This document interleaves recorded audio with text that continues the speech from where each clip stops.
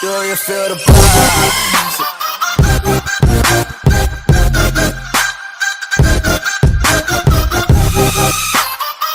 The G is still a G, states Mr. G himself, the aptly named head of Mercedes G-Class, Gunnar Gu, talking about the second generation, near identical to the old one SUV revealed last month. The G-Class has been around since 1979 and is now synonymous with affluent, nouveau riche buyers who choose to pimp their SUVs in the most ludicrous of ways, which is the reason why there was sufficient demand to justify models such as the six-wheel drive G63 AMG 6X6. It's also why Mercedes managed to turn the G-Class from a workhorse into a luxury SUV, in the process making it profitable enough to remain in its lineup, something that longtime rival Land Rover failed to achieve with the Defender. Gu has been in charge of the G-Class since 2014, when the SUV sales had been rising for 5 years, so much so that Mercedes was convinced to make a large investment and develop a second-generation model following 39 years of mild updates that ensured it wasn't utterly out of date. Every 5 to 7 years there were upgrades to the interior of the G-Class, but there were certain recurring customer demands, such as better steering, which had been requested for quite a long time, explains Gu. He diplomatically admits there were different views on the look of the G-Class Thenke between the team responsible for the SUV and Mercedes's design team headed up by Gordon Wagener.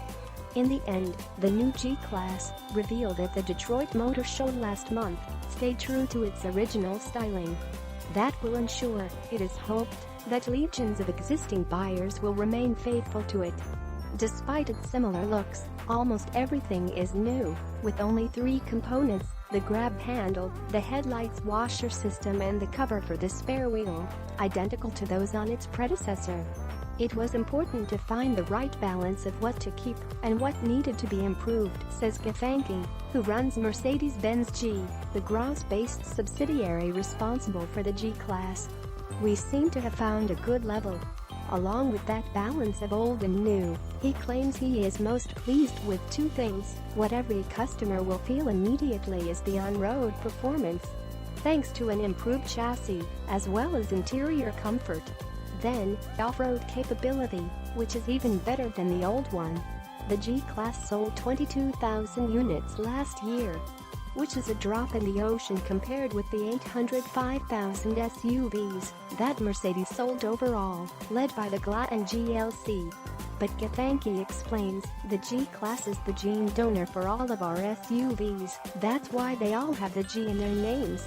There are not so many icons still alive, and so we feel committed to make sure this happens for our car. Whenever we have an event, we're always asked to bring a G-Class. Something like the 4x4 squared.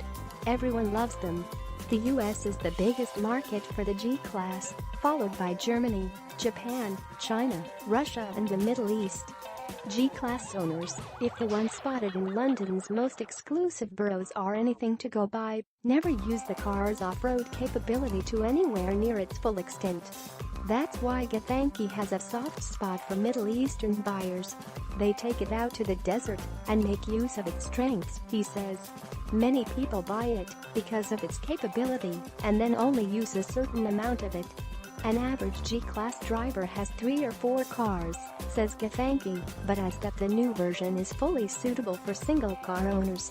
For now, Gu is focusing on an excellent start to production of the G-Class ahead of deliveries to customers later this year. But he sees potential for a convertible version, a hybrid and more. We developed the Mercedes-Maybach G650 Land Outlet in 2 years from conception to launch, which shows how flexible we are. He says a convertible is a popular talking point, but cautions that it would need a huge investment. We have to be sure that a certain number of people will actually buy it.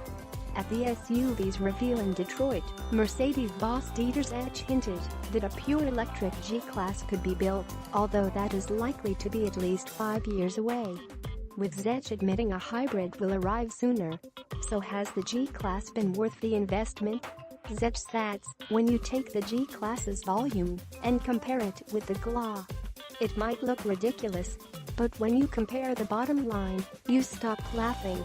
It's very good business for us, and good to have an iconic vehicle in our portfolio. It is not only good for the vehicle, but the whole brand. Merc modernized the G-Class chassis. The chassis keeps the same ladder frame, albeit heavily modified. As the first-generation G-Class, there were discussions about whether it should be axed, but it remained the best way to get the required rigidity. The body on the frame now features aluminium on its wings,